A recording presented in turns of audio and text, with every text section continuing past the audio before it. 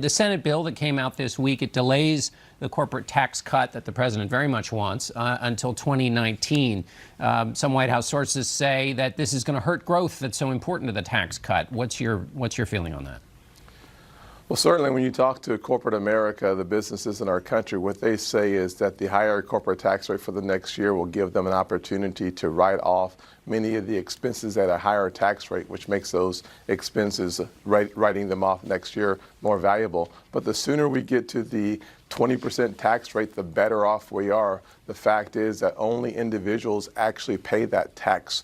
The tax is paid by employees with lower salaries, consumers with higher prices, and investors with lower returns. So we have to get that corporate tax rate down to a competitive position. We now have the highest corporate tax rate in all of the industrialized world. We cannot compete.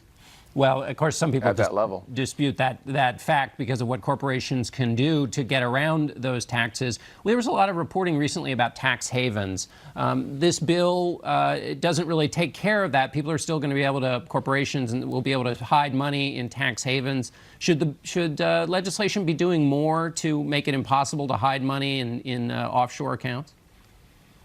Well, the good news is one of the first steps that we take in this corporate tax restructuring is a deemed repatriation, which basically says wherever your assets are anywhere in the world, we're going to have a minimum tax on it immediately of 10% on our plan, 5% if it's not a liquid asset, so as to bring those resources home so that we can create more jobs. Our business tax restructuring will create somewhere near 1 million jobs over the next 10 years, American jobs created here at home, because we're going to have an opportunity to be competitive. And this is really good news for the average person in this nation that wants to see the jobs of the future created here at home.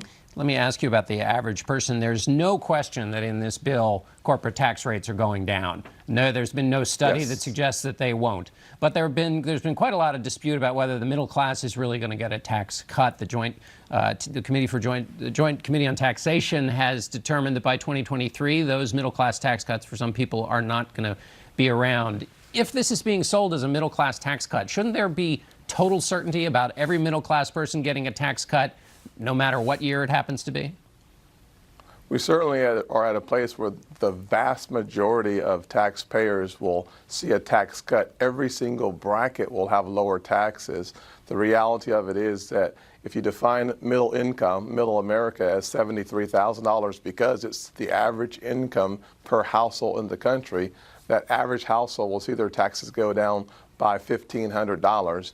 Those folks living in a single-parent household, head of household, could see their taxes cut in half, and the folks living in a dual household of $117,000 sees their taxes going down. The real question is when we define the middle class around $250,000 or $300,000, which is in the top 5% of income in the country, you do have some times where 80% of the taxpayers see their taxes go down. Single folks like myself may see their taxes go up in some instances based on itemization versus doubling the standard deduction and using it.